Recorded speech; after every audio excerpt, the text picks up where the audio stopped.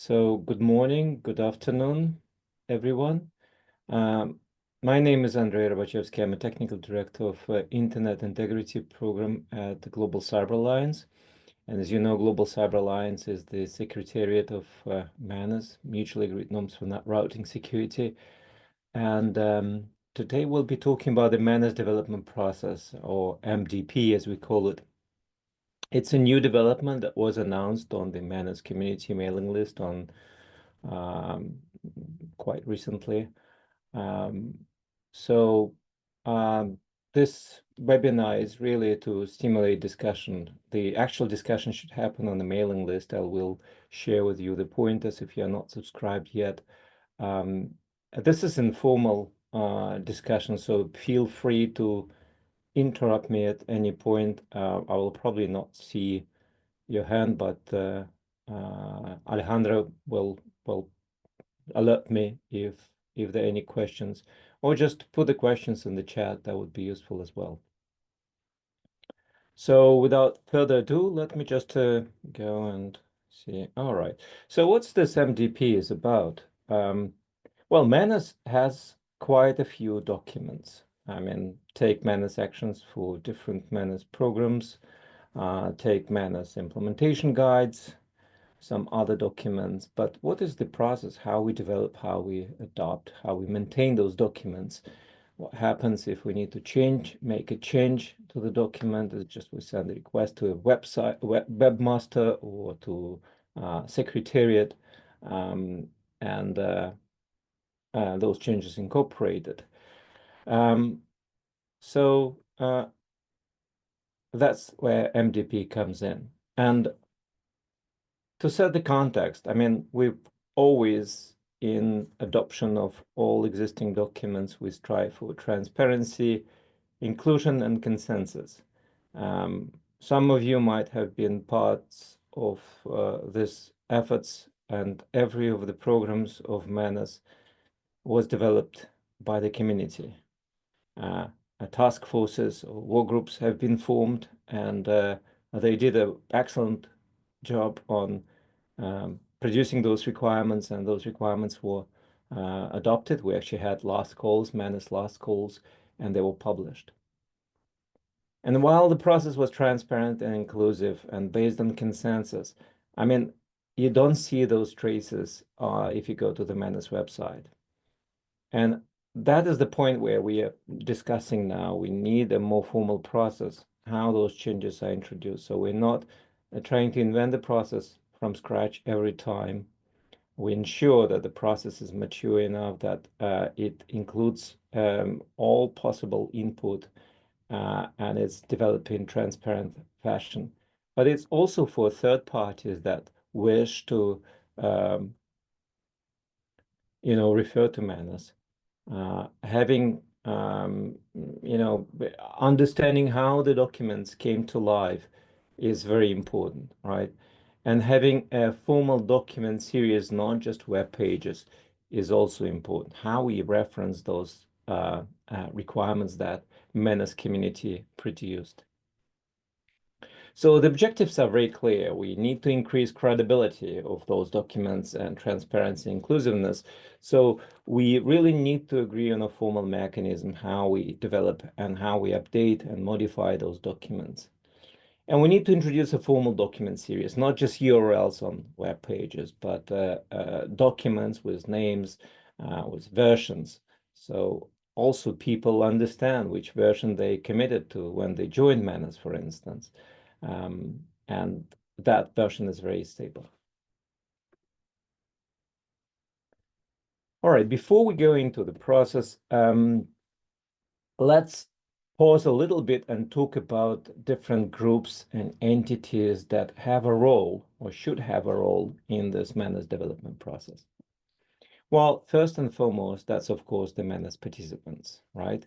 Those are the entities, organizations that are that need to implement those requirements, right? That need to adhere to those requirements, to those specifications that the MDP would produce. And they have a role, right? They have to approve the standards because those standards are imposed on them, right? They have this role. We also have an active group, which is called Steering Committee. I mean, yeah, we had an election. Annually, we have an election. So the Steering Committee has a role there. It ratifies the standards. And what is the difference between approve and ratify? Ratify means that the Steering Committee looks that the process was followed and sort of it's really from the process side. And if MANRS participants agree with the standard, and the process was followed to the letter, the steering committee will ratify this standard, and that will be the final step in the standard development process. Now, there are also working group task forces and so forth. I mentioned them. I mean, as I said, programs, MANRS programs were developed using in work groups and task forces. And those are groups specifically formed to develop a particular specification. Not always, and we'll talk about this. Sometimes the proposal is mature enough, so it doesn't need the working group to sort of discuss. We can just simplify the process. But in many cases, we need a group, dedicated group of people that will work out the proposal and prepare it for discussion.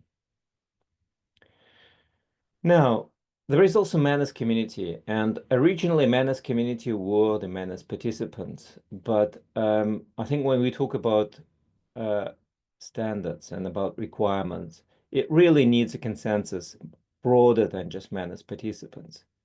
Not only because we're looking for non-MANRS participants to become MANRS participants, so I mean, they should have a say before they're joining, but also because MANRS Community can indicate a more sort of global consensus, network operators consensus on some of the issues. So MANRS Community is really MANRS participants plus individuals and organizations that support the mission of MANRS are interested in promoting routing security. And MANRS Community is the group that is actually developing the standards, right? Either by discussion, like what we have now, or by participating in working group and task forces. What is here to say that this participation is not limited to MANRS participants, and that is important to improve inclusiveness of the whole process and attract the talent and expertise broader than just MANRS. And then last but not least, there is a Global Cyber Alliance that has a role of being MANRS Secretariat. And we, the Global Cyber Alliance, are responsible for implementing the process, for maintaining the process, publishing the documents, moving the document from one stage to another, following the stages of the process. Okay, so the MANRS development process basically can be broken down in 5 phases. First, there is a proposal, which is announced. Then we go into the development phase where the proposal is sort of developed into actual specification. Then we need to have a public comment, right? Where community, different communities, MANRS community and then maybe MANRS participants separately can comment and indicate if there is a consensus regarding the content. And finally, approval and publication of the specification that becomes a MANRS standard. So this I think that makes sense, and this is pretty sort of natural. You can see similar processes in different other organizations that develop specifications. And also to be clear, we're not trying to compete and we're not trying to become a standard development organization per se. What's important is that we are trying to establish the process that we as MANRS community can control, that can produce those documents, and it's very clear how they're produced. So we're not competing with the IETF, we are not competing with ISO. They have their roles, we have our own process, and our standards, they're relevant to MANRS. Well, they might be relevant and important for other entities, and that's why we have this document series that other entities can use those standards if how they see fit. Excuse me.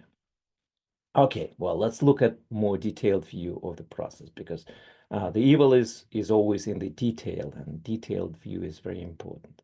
So here I show the actual process as it is outlined in the proposal. And here you can see those 5 phases that I mentioned, from the proposal to announcement to discussion, then actual sort of call for comments where feedback is public comment, feedback is collected, possible revision, right? We probably need some more work on the standard, on the specification to incorporate this feedback, and finally ratification and approval and publication. So you can see here one line, which is SDP Lite, which should be MDP Lite, MANRS Development Process Lite. And this is the case with, I mentioned, when a working group may be not required, but we'll talk in more detail later. Okay, well, let me pause a little bit and see if there are any questions, any comments. Alejandro, are there any? No, not yet. I haven't seen any comments or any raised hands. If somebody wants to interrupt, please feel free. Right, let's move on. So, well, let's look at the first phase, a proposal for a new standard development. How do anyone can submit a proposal? In fact, that's anyone. Anyone can submit a proposal by either using a mail, which is listed here, standardproposal@manrs.org. Or we also set up a submission form that you can find on the MANRS website. So MANRS proposal follows the template, and template is part of the MDP. If you look at the proposal for the MDP, and here is to mention that we're using the MDP to adopt the NDP, and that's the best way to also debug and test the MDP, how well it works. So the template for the proposal, the necessary fields and necessary information that the proposer should submit is in the MDP proposal itself. So while it is submitted to Secretariat, and the role of Secretariat here is to look if it's a properly submitted proposal, not at the content, but at the form. Are all the fields filled out? Is the proposal well formed? Is there a legitimate proposer with sort of, responding to email address where it was sent from, or responding to the email address that was mentioned in the form? Because, well, there might be cases where just, spam or some, just poorly formed stuff, which may be discarded by Secretariat. But Secretariat will never discard a proposal based on the content, saying, well, this is not a relevant proposal. No, only if it's something that is not a proposal, really. Once Secretariat confirms that this is a well-formed proposal from the form point of view, it will submit this proposal to the steering committee, here put as SC, that's the steering committee, for their consideration. And the steering committee is given 1 week to look at the proposal, look at its relevance, and then decide if they want to forward this proposal to the next stage. Now, in some cases, we shouldn't exclude those. Steering committee might make a decision that the proposal is not relevant. Well, maybe it's about the food chain, which is not relevant to MANRS. In this case, the proposal can be rejected with a clear reasoning. Now, it's very important to point out that this stage is transparent. The proposal is being rejected with the it will show up on the MANRS website, and people can see, oh, there was a proposal on the food chain security, but it was rejected because MANRS has nothing to do with the food chain. Okay, well, that's just an example I'm making up. Well, suppose that this is a relevant proposal for the MANRS and MANRS community. In this case, the steering committee will move the proposal to the next stage, and that's the announcement. So the steering committee will announce, well, first of all, the steering committee may change the character of the proposal. And here's a good time to mention that the proposals can be of 2 types. One is normative, which is a requirement, which is mandatory for the MANRS participants to implement. And another one is informational, which is sort of for your information. It's a guidance.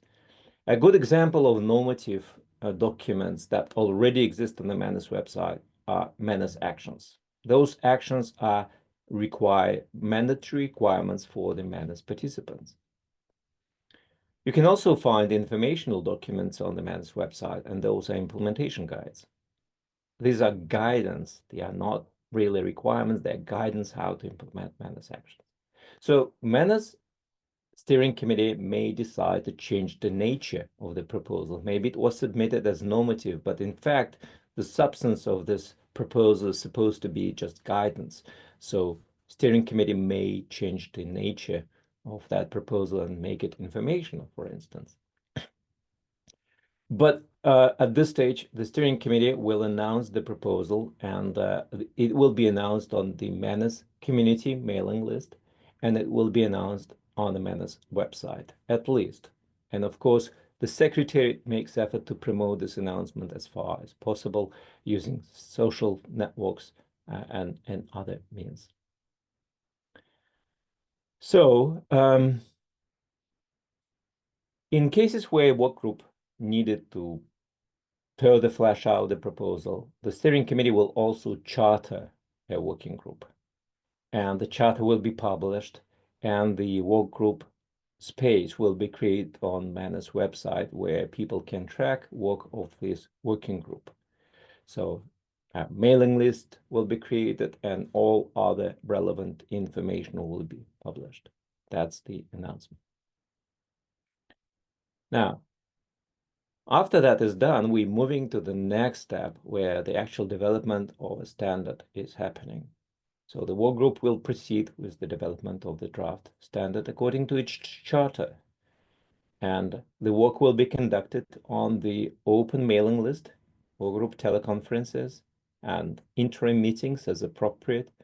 The process doesn't prescribe something, but it says the minimum requirement that all the decisions that working group is making should be public, and the mailing list is the means how you publicize those decisions. So once the MANRS draft standard is developed, the working group will issue its internal last call for not less than 2 weeks for the work group members to respond. And the chairs of the working group will determine if the consensus has been reached. And in this case, the status of the proposal is in the work group last call, and it will stay there for at least 2 weeks, waiting for the consensus, where work group members can raise concerns or express support. Now, where appropriate, and that's what the MTP says, the standard should be accompanied by applicability document describing how the standard will be introduced and used in the context of MANRS. I think that's very important, especially for normative documents, that the community understands how this is going to be deployed. For instance, issues how a new version of MANRS actions can be grandfathered. What does it mean? It means that how will it be applied to members or participants that already are part of MANRS if requirements change. So that is outlined in the applicability document that can inform MANRS community and MANRS participants on how, in reality, that standard will be applied. So in case of consensus, the working group consensus, MANRS draft standard will be progressed to the next stage. And the next stage is call for comments. And this call, and the very important, it's issued not to just MANRS participants, but it is issued to the whole MANRS community. Because in fact, what we want to reach consensus, which is more of a global nature rather than just MANRS nature, right? Because as I said, MANRS participants it's a very important entity, and I'll talk about this later. There is a separate phase that just collects feedback from the MANRS participants, but the community is also very important, not only from the global consensus perspective, but also to say, hey, those requirements are relevant, and that's why we intend to join MANRS, right? So that is a very important phase. The call for comments will be announced on the MANRS Community mailing list, and the discussion, support again, concerns, some of this sort of, maybe wordsmithing even should happen on the MANRS Community mailing list. That is, in fact, where the discussion of the MDP right now should happen. We don't see a lot of traffic on the mailing list, and that's partly why we organized this webinar, so people can understand better, maybe with less time to, get the context of that discussion and express their opinions. Also, another point, again, I'm coming back to this MDP light, the blue arrow, and in particular, in this particular case of the MDP development, the MDP proposal was already well formed. So the steering committee decided to use the MDP light, which means no working group has been formed. And from the announcement, we moved the proposal right into the call for comments. That's where we are now for 4 weeks, which ends on the 28th of February, where community, not only MANRS participants, can decide and can comment and can express their support or non-support for that proposal. Now, we allocate 4 weeks, but the steering committee can again decide, oh, we need more time for the community to express. There's some discussions. We don't see the consensus reaching. We're not seeing the clear feedback that can be incorporated or can be, taken into account. So we need more time. They might decide that, but at least 4 weeks is allocated for the call for comments. As a result, once the call for comments has ended, there might be some revisions necessary to the document based on the feedback, and the working group may do might get their homework, and they will take at least 2 weeks to do the revisions of the draft proposal of the draft. Now, supposedly that all is done, and the working group has done things, incorporate the feedback. The steering committee then may decide to issue another call for comments to ensure that comments were sufficiently addressed. Or the steering committee may say, yes, we think those comments were sufficiently addressed if it's very clear, and may progress the proposal to the next stage, which is the MANRS last call. Now, MANRS last call will be announced on the MANRS participants mailing list, which consists only of primary and secondary contacts for the MANRS participants. So the MANRS last call is not for the whole community. It's only for people on organizations that are part of MANRS. You may ask why we're separating collecting feedback into different calls. Well, the first one I explained, it's really aimed at reaching global consensus and attracting more global expertise. But the second one is important because it is the MANRS participants that will be implicated or will be affected by that new standard. Because this new standard, especially if it's a normative document, it really imposes some additional and new requirements on MANRS participants. So it would be inappropriate if MANRS community, which is not just MANRS participants, can impose some requirements on MANRS participants without their consent. That's why we need a separate MANRS last call. Now, this is not in the MDP, but it might sort of start you thinking, well, do we need MANRS last call for all documents? And maybe not. Maybe informational documents which do not impose any additional requirements on the MANRS participants, they don't really need this particular phase. Maybe when we are going to discuss changes to MANRS implementation guide, or developing another implementation guide, or any other type of documents, maybe we can just conclude that phase of collecting feedback with the call for comments from the broader MANRS community. So that is something for you to think about and maybe comment on the MANRS community mailing list as part of the discussion. So for MANRS last call, there is 2 weeks for the MANRS participants to reach consensus and say yes or say no. Well, If say no, then we are back to square one and we need to rework the proposal. And that's a task for the steering committee to decide what to do next. But suppose things go well and maybe there are some minor comments that can be easily fixed, or maybe they're just general consensus that that's a good thing. In this case, the steering committee will review and decide on the ratification of the standard. Upon the positive decision, the MANRS Secretariat will publish the standard on the MANRS website and announce the final release. So the standard will be announced at least on the MANRS website, MANRS participants, and MANRS community mailing list. And the MANRS Secretariat will also evaluate opportunities for contributing the MANRS standard to external standard development organizations, industry associations, etc. Meaning it will promote, and if their references already exist to MANRS standards, the Secretariat will discuss with relevant organizations how to update those references. So that's the final phase of the standard of the MANRS development process. Okay, well, let me pause here because that is the last slide on the process itself, and see if there are any questions, concerns, comments. No, that I'm aware of. I don't know if anybody has a question. No. Okay. You can go ahead, please. Sure. So another aspect of the MDP is the establishment of document series. Sorry. Oh, I see one hand, right? Yeah, Yes. Wout and Patrice. Sorry, Wout, please. Yes, one moment. I think I'm visible now. Hello, Andre. How are you? A long time no see.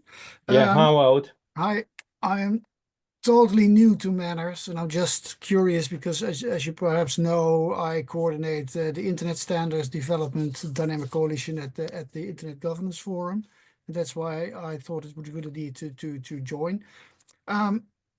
What sort of standards are you presenting? Perhaps you said that in the first 5 minutes, but I was unable to join at exactly 10, because we're talking about RPKI, I suppose, mostly. But what are you developing as a standard then yourself? Is that the way that you communicate among each other, or so? Please enlighten me that I understand it a little bit better. And sorry to be so ignorant. Thanks. No, it's a good question. Indeed, I mentioned that in the first 5 minutes. So that's a very relevant question. So what I said, this is a process how we develop and update documents, MANRS documents. And there are a few MANRS standards which are relevant to MANRS participants. They outline the requirements that MANRS participants have to adhere to become a MANRS participant, right? So if you look at the MANRS actions for any of the 4 programs that are in MANRS, those are the documents I am referring to. Those are the primary documents that the MDP should focus on. Those are normative documents, right? So the MANRS development process, and we specifically didn't call this, it was first called standard development process, MANRS standard development process, but we anticipated this sort of confusion. Oh, what happens to the IETF? Are you trying to take over? Where is RPKI? RPKI is not a standard in MANRS world. No, it's all standards. And MANRS doesn't aspire to become a standard development organization. It's just a formalized way how the requirements that MANRS participants have to adhere to are developed, and how they are updated, and how they are maintained. So MANRS standards can reference other standards, right? Like RPKI, and RPKI is part of the requirements, and other practices are part of the requirements and standards. There is no conflict here. Those standards are relevant in the MANRS universe that I showed in one of the first slides. Now, we're also conditioning them that those MANRS standards or those requirements can be used in other contexts. Well, imagine someone wants to use in their procurement practice, right? Someone wants to include the MANRS requirement as their procurement requirement. So they can reference a particular document which is stable, which will not change over time in their procurement requirement. But still, MANRS standard is MANRS standard. It's relevant for MANRS participants in the MANRS universe. Does it make it more clear? Yes, totally. Thank you, Andre, for repeating it. But as I said, I'm sorry that I couldn't participate earlier. No, thank you. That's a good question, and hopefully I clarify that. And the slides will be available, I believe, to on our website, so you can review them and the proposal as well. And there was a nice blog post, by the way, we'll share also again. Maybe we can share this in the chat by Tony Taba, who explained the rationale and set the context for that work. So that also explains some aspects why we need this. I'm sharing everything over the chat, yeah? So you have the... Thank you. I just shared the link to the Huh? proposal, and I'll share also Tony Tabor's article. And there's also links on, well, let's explore it. You have information there. Thank you. Thank you. All right. So let's move on and talk about another aspect, the document series, right? So it's not just a web page URL, but we can refer to MANRS requirements or MANRS actions or MANRS standards by document name, and there is a library, right? So first and foremost, we need to agree on naming convention. And the naming conventions apply for both the proposals that go through the MANRS development process and for the approved specifications. So here you see the proposed format. So the initial version of the draft is 01. And in this example, once we start, for instance, reviewing the network operators actions, that will be a name of the first draft initial version. And as it progresses, as the working group, for instance, makes its progress, why new revisions through the MDP are introduced, the version will change. So we have the full document trail. We can review what changes were introduced at what stage. We can compare this with the input received on the mailing list. So everything is very transparent. We know who contributed, why this change was introduced, what was the rationale, was the discussion, was it consensus about this change. Now, for approved specifications, there's a slightly different naming scheme. And for instance, again, the initial version of specification 01, and there is a stable name of the specification. So for instance, MANRS network operators actions will get the name MANRS 003 as an example. And the first version of this will be 01.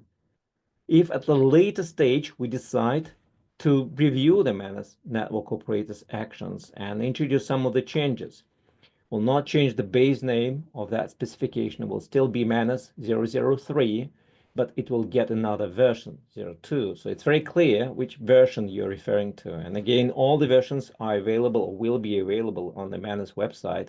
So you can look and you can compare. And that was also related to some of the questions we're getting from MANRS participants or aspiring MANRS participants. It's like, what happens if specification changes? I mean, you change this on the website, and what we all of a sudden become non-compliant. How is that? So that allows people to comply with specific version of the MANRS requirements, for instance, if necessary. There are some special cases that we considered in the MDP. And one of them, I already mentioned, that the MDP Lite, which is an MDP without the formation of the working group. Why we need this? The thing is that the MDP itself, it's a big overhead, right? It's necessary to achieve this transparency, inclusiveness, but you can see by the timeline, I'll show you the timeline of the MDP review itself, and you will see it takes months, right? We can't just, introduce a quick change. It will take months to introduce the change. So it's very heavy lifting, not for nothing. That's very important. But in some cases, like formation of the working group, which might take another month or two, is not necessary. The proposal is well formed, like in the case of the MDP, because the steering committee and the secretariat worked together preparing this proposal, discussing this proposal before we brought this up to the community. So in some cases, the working group is not really necessary, and we can move from announcement to the call for comments. There's a mistake on the slide. It's not approval, it's announcement. From the announcement, we can go to the call for comment. And that's the MDP light. It shortens the duration of the whole process without compromising its quality. Now, amendment to the MDP itself, right? After some time, we might figure out that MDP needs a change, that, well, some of the things are not working as expected. So in this case, we should use the MDP itself, the previous version, of course, or MDP Lite to approve those changes and discuss those changes. There might be things like on this slide where it's a mistake, right? It's not a substantive change of a requirement, but it's just a comma, dot, a word misspelled, things like that. It's what's called errata, right? Now, what we suggest here is that we implement reporting of errata and publication following the IETF process, similar process, how they handle those mistakes in RFCs. And one of the things to discuss in the IETF world, when errata is introduced, the specification itself is not changed. So you, without reading the errata, you will see a mistake in the specification. So it indicates that the specification contains errata, but you need to set it aside next to each other and see how it works. Maybe in our case, a better way would be that errata exists and it just explains the changes that are introduced to specification without changing its version number. That's again something for the community and for you to think about and discuss. Now, finally, about the timeline. So the proposal was submitted to the Secretariat on January 27th. Tony Tauber, the chair of the steering committee, submitted that proposal. And as I said, before that, there was some discussions and we worked on the proposal to make it proper. So not surprising that the Secretariat considered the proposal formally acceptable. And the steering committee also thought that's a good, relevant proposal. So they moved and announced the proposal on the 29th, opening the call, a full-week call for comments from January 30 till February 28. So we have slightly more than 1 week for this comment. Please express your opinion, even if it's a positive one, on the MANRS Community mailing list. So if there are some substantive comments that require change, we allocate 1 week, might change depending on the changes, to incorporate this feedback in the proposal. For instance, the questions I asked, I mean, do we need, the MANRS participants call for informational proposals, or about the handling errata in specifications? That might be feedback that we need to incorporate and update the proposal. The MANRS last call, which is limited to participants, which is in this case very important because the MDP directly affects the MANRS participants, it will be open for 2 weeks from March 10 to March 24. And finally, well, assuming that consensus is reached at that point, the ASC will ratify the MDP and the Secretariat will publish the MDP as a standard on April 8. So you can see, even with a well-formed proposal and not a lot of controversy, I hope at least we haven't seen any yet, it takes quite some time. It takes, what, 2.5 months to, go through the whole MDP, and that's MDP Lite. And I think that brings me to the last slide, which is Q&A and discussion. And we appreciate your feedback and comment. And I think Alejandra shared on the mailing list or on the chat where you can actually really participate, because it's also important for transparency. If you have any concerns, comments, or things or ideas, please share them on the MANRS Community mailing list. And if you are not subscribed yet, please send a request to contact@manrs.org, and we'll subscribe you to this MANRS Community mailing list. You can also see the proposal itself. It's public on the MANRS website. So you can read this in more detail, not just rely on this webinar. Read it in more detail and provide your comments. So with that, thank you. And please, if there are any comments, any ideas, suggestions, we would love to hear that.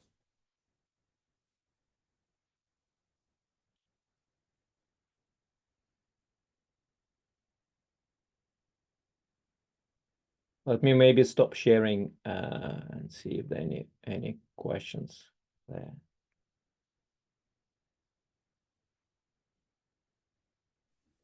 Arturo has raised his hand.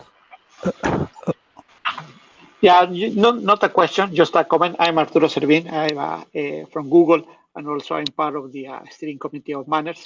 Just an invitation for everybody to comment in the proposal. What we want is to have an open forum and an open standards organization, or not a standard like proposal. So we want to be very open in the changes that we do. There are some changes that we have to do in the MANRS programs, or how do you say, the chapters that we have. I should know the official name that we have for the CDN operators and I think it's programs. Programs, so yes. We have some changes that we need to do, because we started this, I don't know, 5 years, 6 years. Andrei, probably you know more how long we have been doing this. So the industry evolves, and we have to evolve the programs, and we didn't have a way to change that, to change the programs with the support of the community. So this standardization of changes is what we want to do. So hopefully everybody will read the documents and share us with the comments, and we will try to implement them as soon as possible. So we start doing some other changes in the MANRS programs.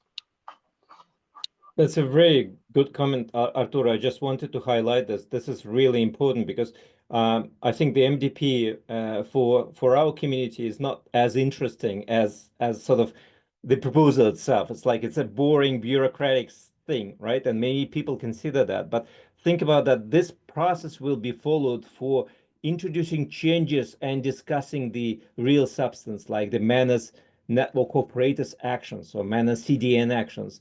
So think about this. It's not about this process, because indeed that's a bureaucratic sort of formal process, but how you want to discuss and introduce changes in the substantive part of MANRS.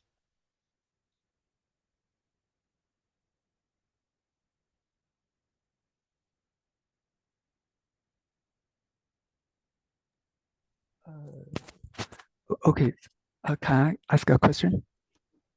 Okay, so thank you for Professor Andrew. So first of all, I have one question. So I wonder what's the final outcome of the process? I mean, it is after several discussions, the proposal will become an international standard or community standard, or what kind of something? I didn't know this thing. It belongs to IETF standard or RRTF standard? Oh, this is the first question. So just to answer that question, I think that is similar to what Wout asked as well. A standard might be a slightly misleading term here, because it's really a technical specification that is relevant to MANRS community. So MANRS as an effort, it adheres to certain requirements. So MANRS participants, that's community, right? The MANRS participants, they need to show and demonstrate compliance, conformance with the MANRS requirements. And those are the specifications that we have in mind, right? So they're really relevant only in the MANRS universe. They are applicable to MANRS participants right? So they are standards for MANRS. They're not international. I mean, it doesn't impose those requirements on all networks, only on those who want to join MANRS, right? Okay. Right. But we need a formal process, how those requirements are developed, right? How input is collected. So they're not conflicting, they're not international standards in common sense. They're not IETF standards, right? We have established our own process to control our own specifications because right now that process is ad hoc and it's not published. Okay, thank you. The second one is I wonder how about the authors, the authorships? I mean, only the initial processors or all the participants can be included in the authors. Who will become the authors? The second question. That's a good question. I think, well, we didn't sort of elaborate on that in the proposal. The authors can be a group of people, of course, the submitters of the proposal. But I think once the working group is formed, right, it becomes a group effort. So while the authors are there, I don't think they have any right on the proposal, so to say, on that standard. They do not own the standard. It becomes a work group effort where the work group participants can propose changes to the proposal, and if consensus is reached, right, then that becomes the actual standard. Okay, you mean all the participants, the key participants will be included in the author list? All right. As I said, that's a good question. I don't think we discussed that. I think what probably, well, the common sense what happened before is that people that really exceptionally contributed to the development of the specification, they were mentioned in acknowledgements. There is no such thing as authorship in the standard, in the MANRS standard at the moment, right? If you look at MANRS actions for network operators, and maybe someone can share the link to those actions just to give people idea what we're talking about. There is no authorship, right? But if you look down, you will see acknowledgements. Several people exceptionally contributed to the development of that particular standard, and they are mentioned, right? So maybe we'll go the same way. There will be an authorship. I mean, whoever submits the proposal will be an author of the proposal, right? Of course, right? But once it becomes the standard, authorship is not relevant any longer. We want to thank and we want to appreciate people who contributed, organizations who contributed, but it's not that they authored really that standard because it's a group effort. Okay, I see. Thank you. The last question is, where, as you mentioned, the list processing until February the 28th, where a new version will come. So I wonder where to download the latest proposal, and Yes, well, the proposal is on the website. I think Alejandro shared the link to the proposal, so you can download. It hasn't been changed, right? I mean, until the call is finished, the proposal will not change. And if it changes, it will get a new version, like what we discussed with the revision control and version control for the proposals and for the approved specifications. So please download the proposal. Indeed, the webinar is not the official source of that proposal, right? And those slides that we put together are not the official proposal. The proposal is on the website, and please read through and please your comments. And also, I mean, I encourage you to send those questions that you asked to the mailing list because they are very relevant. I mean, they really appreciate it, and we can have this discussion. Maybe I'll have the same answers to you, but maybe my answers they will generate more discussion. Maybe people will say, no, we need a authorship of standards, and that's how it should be. So please, I encourage you. Those are good questions. Send them to the MANRS community mailing list. Okay, thank you.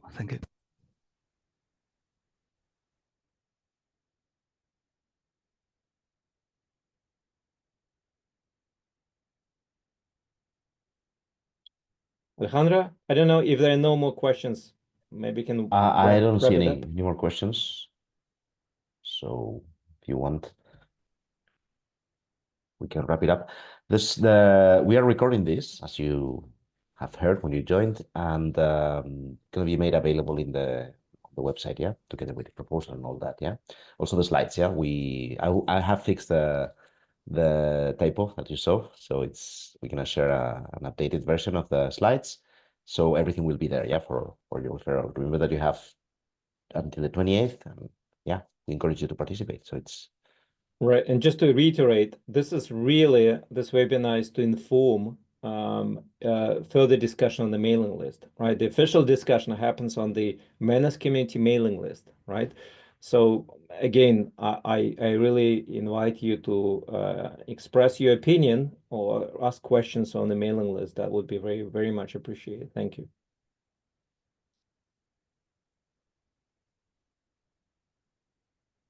okay. Thank you, So everyone. I think we can close it. Thank you, everyone. Thank you. Bye-bye.